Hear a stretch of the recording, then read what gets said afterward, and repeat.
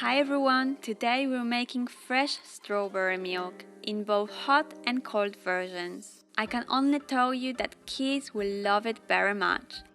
So if you want to see some smiles, follow the strawberries. First, get a pack of strawberries, clean them and cut off the stems. Then, split the strawberries into two halves. For the first one, cut them into tiny pieces and leave for later. For the second half, roughly chop them. Add the second half into a pot and choose your weapon. In my opinion, potato masher is the best option to mash the strawberries real good, but the choice is yours.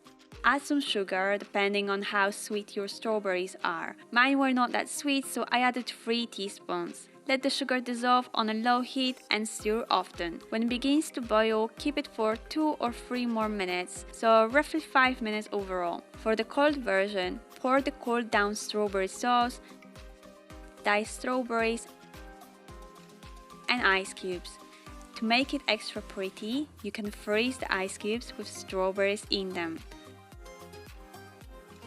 Then, just pour cold milk of your liking to fill the rest of the glass. The pack of strawberries is enough for 2 glasses of strawberry milk, so keep that in mind.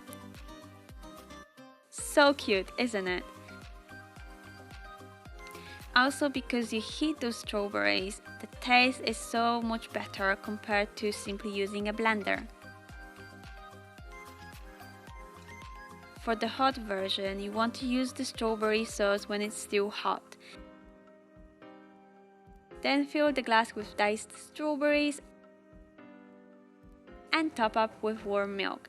My boyfriend prefers just smooth milk and more strawberry sauce, so find out what's the best version for you. And then I just like to add a layer of strawberry sauce on the top.